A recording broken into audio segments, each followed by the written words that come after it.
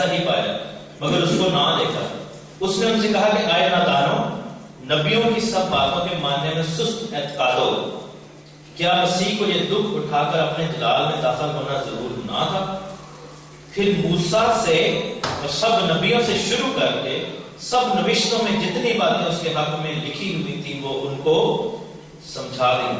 اور پھر 44ویں آیت میں لکھا ہے کہ پھر یسوع نے شاگردوں سے کہا کہ یہ میری وہ باتیں ہیں جو میں نے تم سے اس وقت کہی تھی جب تمہارے ساتھ تھا، کہ ضرور ہے کہ جتنی باتیں موسیٰ کی توریت، نبیوں کے صحیفوں اور زبور میں میری بابت لکھی ہیں وہ پوری ہو۔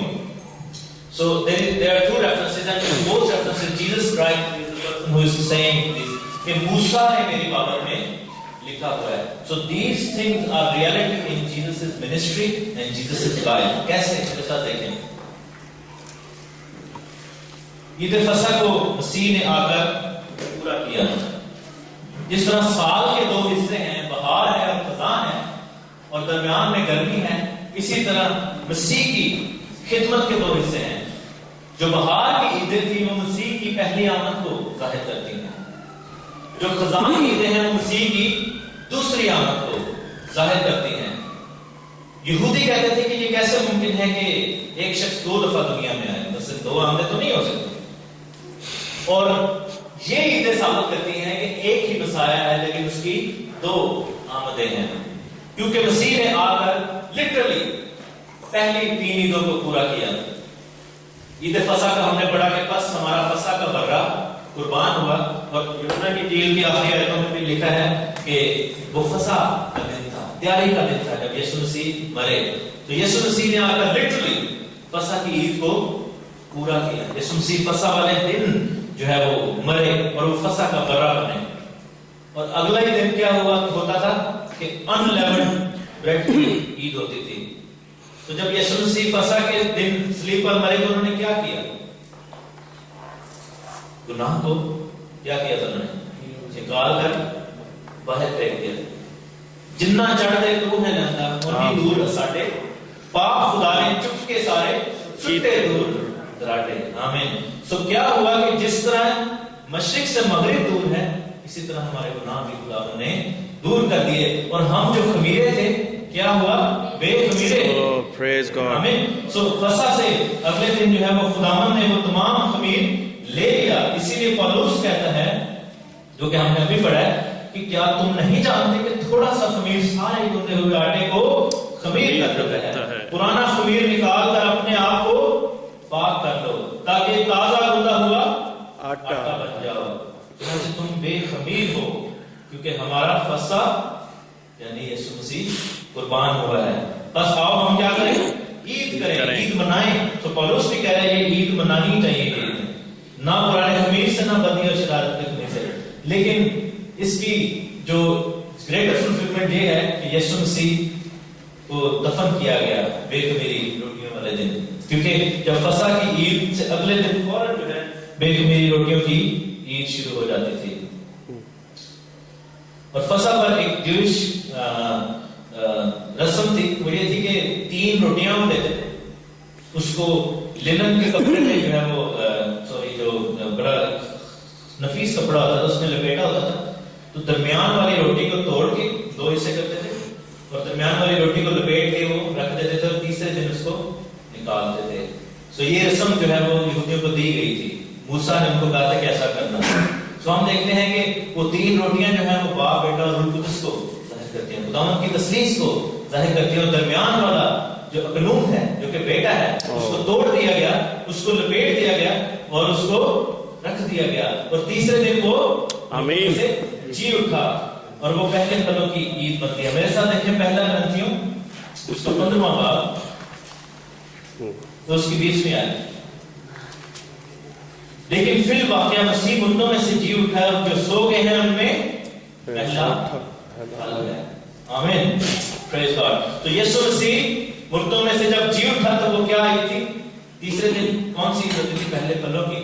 تو وہ مردوں میں سے جی اٹھنے والوں میں پہلا پھل بن گیا، اور اس نے لٹرلی وہ عید کو پورا کر دیا، اور ہم سب بھی اب اس کو فالو کریں گے، کیونکہ لکھا ہے کہ اگر مسیح نہ جی اٹھا ہوتا تو پھر ورنہ جو لوگ مردوں کے لیے بپتسمہ لیتے وہ کیا کریں گے؟ اور پھر لکھا ہے کہ پھر ہمارا بھی جو ہے وہ ہمارا بھی جینا ایمان بے فائدہ ہے، کھائیں پیئیں اور مرد ہیں، لیکن لکھا ہے کہ جس طرح مردے جی اٹھتے ہیں، اور لکھا ہے کہ مردوں کی قیامت بھی ایسی ہے، جسم فنا کی حالت میں بو دیا جاتا ہے، بقا کی حالت میں جی اٹھتا ہے، اور ہم بھی وہ پھل بن جائیں گے۔ ہم کس کا پھل ہے؟ مسیح کا پھل ہے۔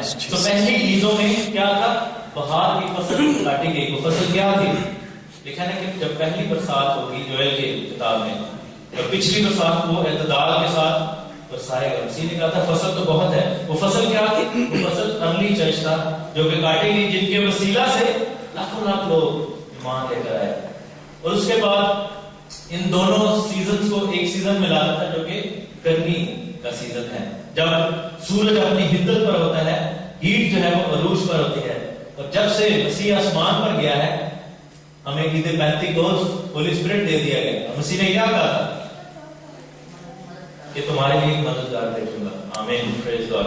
اور یہ جو ہے وہ چرچ کا ایرا ہے، 2000 سال تک جو ہے روح القدس ہمارے ساتھ ہے۔ جب تک مسیح دوبارہ نہیں آتا، کون ہماری حفاظت کر رہا ہے؟ روح القدس کر رہا ہے۔ اور عید پینتیکوست والے دن خداوند کے روح نے جب نازل ہوا تو وہ عید آ کر پوری کی۔ لیکن ہم جو ہے وہ ابھی یہ جو پیلا کلر ہے یہاں تک ہے، اس کے میں بھی اینڈ تک ہے، کیونکہ بہت جلد جو ہے وہ رات آنے والی ہے۔ کیونکہ لکھا ہے کہ دن ہی دن میں کام کرو، کیونکہ وہ رات آنے والی ہے، جس میں کام کرنا بڑا مشکل ہو جائے گا۔ اور پھر ابھی آخری فصل بھی کاٹی جائے گی۔ وہ فصل کیا ہے؟ آخری ٹائم پہ ساری دنیا میں ایک دفعہ پھر خداوند کی لکھا ہے کہ دنیا کے آخر تک منادی کی جائے گی، دنیا کے آخری کونوں تک منادی کی جائے گی، پھر میرا آنا ہوگا۔ جب تک دنیا کے اینڈ تک منادی نہ کی جائے۔ اور میرے ساتھ دیکھیں کہ فصل کیسی کاٹی جائے گی۔ مکاشفہ کی کتاب اس کا 14واں باب